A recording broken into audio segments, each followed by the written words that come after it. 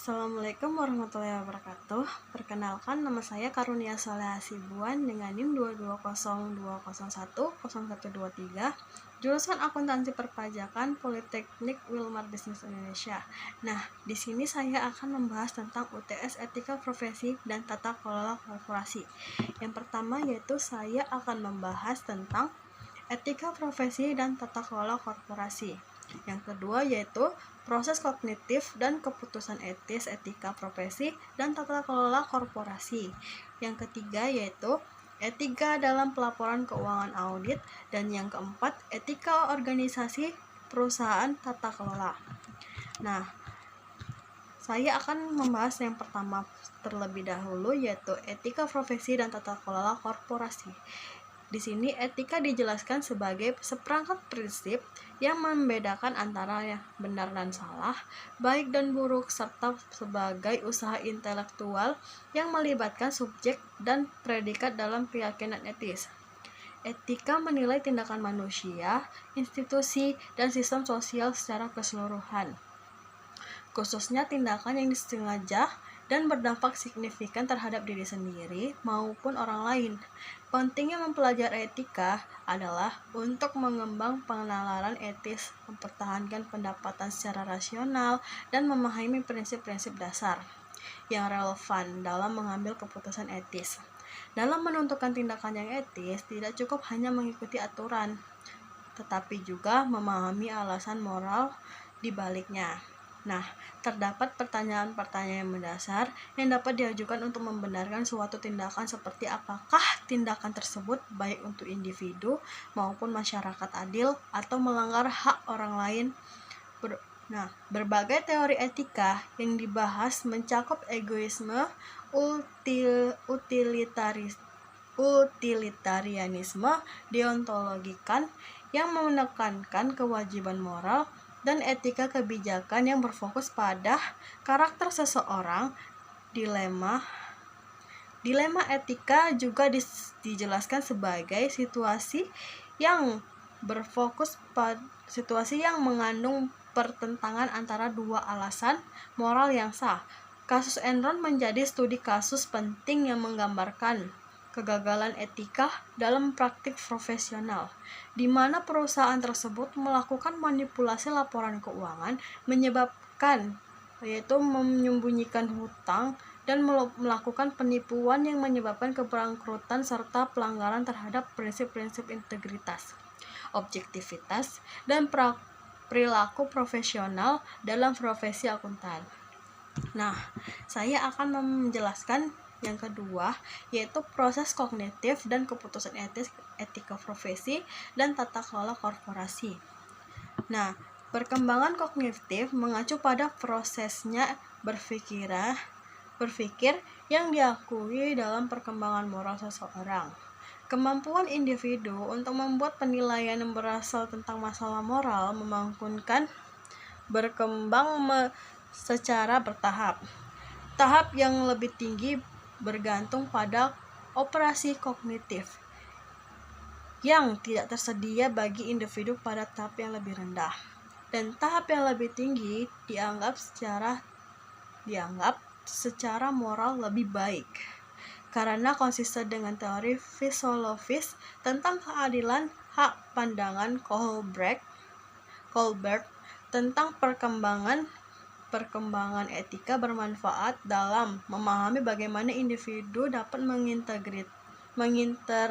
menginternalisasi standar moral dan lebih canggih penggunaannya untuk menerapkan secara lebih etis kritis untuk menyelesaikan masalah konflik. Nah, di sini ada beberapa tahapan pengembangan moral menurut Kohlberg. Yang pertama yaitu level 1 prakonversional. Pada level ini, individu belum memahami nilai moral secara sosial. Moral hanya dipahami dari sudut pandang pribadi dan dampaknya bagi diri sendiri. Tahap pertama yaitu kepatuhan untuk menghindari hukuman. Anak-anak atau individu di tahap ini mengikuti aturan karena takut hukuman, bukan karena memahami bahwa aturan itu penting. Tahap kedua yaitu memenuhi kebutuhan diri sendiri. Keputusan diambil untuk memenuhi kepentingan pribadi. Jika suatu tindakan memberi keuntungan pribadi, maka dianggap benar. Nah, level 2 yaitu konvensional. Individu mulai mempertimbangkan ekspektasi sosial dan mulai memahami pentingnya aturan sosial dalam menjaga keteraturan. Yaitu ada tahap 3, keadilan terhadap orang lain atau good boy atau good girl orientation. Nah, tindakan ini dianggap benar jika menyenangkan atau mendapatkan persetujuan dari orang lain. Fokusnya adalah menjaga hubungan baik. Tahapan keempat yaitu kepatuhan pada hukum dan keterlibatan sosial. Individu menaati hukum dan peraturan karena merasa itu kewajiban moral untuk menjaga ketataan sosial dan tanggung jawab warga negara. Nah, level 3 yaitu pasca konvensional. Pada tahap ini, individu mulai mengembangkan prinsip moral yang universal dan bersifat idealis, melebihi hukum atau norma yang berlaku. Nah, di sini ada itu tahap 5, kontrak sosial. Individu menyadari bahwa hukum bisa saja tidak sempurna dan dapat diperbaiki jika bertentangan dengan prinsip keadilan. Tahap 6 yaitu prinsip universal. Tindakan moral ditentukan oleh prinsip-prinsip etika universal seperti keadilan, kesetaraan, dan hak asasi manusia. Individu pada tahap ini setiap mengambil risiko untuk mempertahankan nilai-nilai tersebut. Nah, di sini yaitu ada yang namanya etika model pengambilan keputusan etis, yaitu yang pertama titik pemeriksaan etika KIDAR, yang kedua proses pengambilan keputusan etis padu, yang ketiga penerapan model pengambilan keputusan etis terpadu atau ACIE. Nah,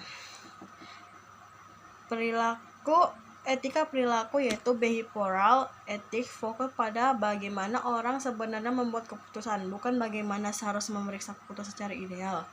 2. Sistem berpikir atau Kahneman. Sistem 1, cepat, intuitif, otomatis, dan emosional. Sistem 2, lambat, standar, logis, penuh pertimbangan.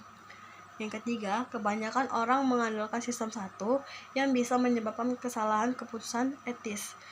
Nah, yang keempat yaitu mengambil keputusan etis sebaiknya menggunakan 2 sistem untuk menghasilkan keputusan lebih rasional dan dapat dipertanggungjawabkan. Cognitive dissonance atau Festinger, konflik antara keyakinan dan tindakan dapat mendorong seseorang mengubah keyakinan agar sesuai dengan tindakan, bukan sebaliknya. Kasus Betty Vinson atau WorldCom, contoh nyata mengurangi disonansi Koga lebih etis melalui intervensi sederhana. Nah, lalu kita akan membahas etika dalam pelaporan keuangan audit. Penilaian profesional dalam akuntansi dipengaruhi oleh sikap, perilaku, dan nilai-nilai etika pribadi, serta pengetahuan tentang akuntansi dan audit. Kerangka penilaian profesional atau KPMG menekankan pentingnya proses penilaian yang sistematis dan objektif, meskipun dalam praktiknya sering dihadapkan pada tekanan kendala waktu dan bias. Kerangka ini bersifat preskriptif, membantu akuntan tetap objektif dan profesional dalam situasi sulit, serta menghindari bias dan pengaruh internal dalam mengambil keputusan. Kepentingan publik menjadi aspek krusial karena akuntan publik memiliki tanggung jawab yang melampaui kepentingan klien semata. Klien CPA terlihat dalam kegiatan komersial seperti jasa konsultan manajemen. Potensi konflik kepentingan bisa muncul dan mengancam independensi serta objektivitas mereka. Untuk mengatasi ini, regulasi dan pengawasan seperti dari Dewan Pengawas Akuntansi di Amerika Serikat diterapkan untuk menjaga kepercayaan publik terhadap laporan keuangan. Kerangka konseptual ICPA mengadopsi pendekatan ancaman dan perlindungan untuk menjaga kemandirian CPA. Jika ada ancaman yang teridentifikasi, maka perlindungan yang memadai harus diterapkan agar tetap sesuai dengan standar profesional. Pelayanan notates seperti konsultasi atau penyusunan sistem juga dapat mempengaruhi independensi audit karena dapat menciptakan kedekatan atau ketergantungan dengan klien. Untuk menangani konflik etika, ACPA mengatur proses penyelesaian yang mencakup identifikasi pembenaran, penilaian konsekuensi, penyelesaian konflik, dan jika perlu, pengunduran diri sebagai pilihan terakhir. Dalam hal ini, integritas dan objektivitas menjadi prioritas utama. Kode perilaku ACPA menjadi landasan dalam menjaga profesionalisme, kejujuran, dan tanggung jawab secara kepada publik. Selain itu, etika dalam praktik pajak juga ditekankan sebagai aspek penting yang menuntut pemenuhan kewajiban perpajakan secara jujur bertanggung jawab tidak hanya dalam konteks hukum tetapi juga dari sisi moral. Nah, sekarang kita akan membahas yang keempat, yaitu etika organisasi, perusahaan, dan tata kelola. Iklim organisasi didefinisikan sebagai suasana moral yang dipengaruhi oleh nilai norma dan perilaku pemimpin.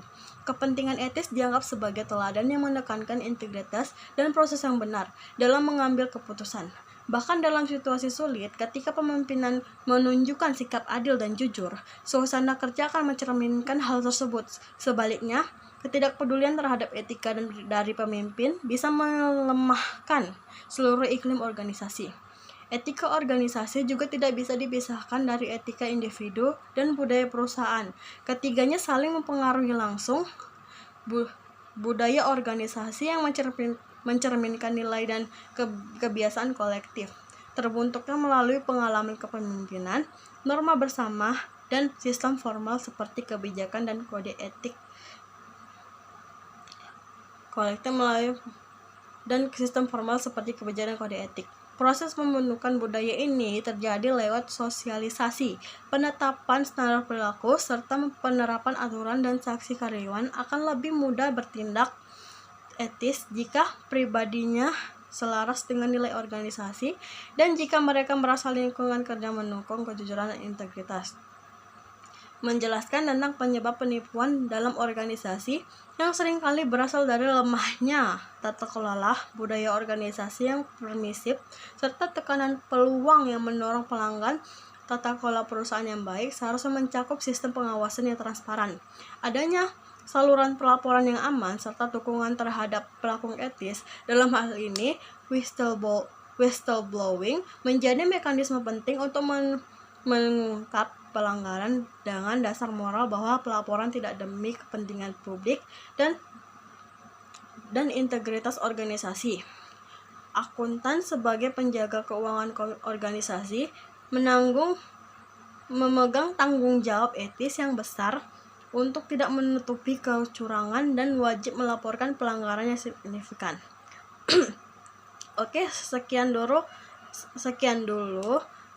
pembahasan yang saya bawa untuk UTS ini. Sekian dan terima kasih.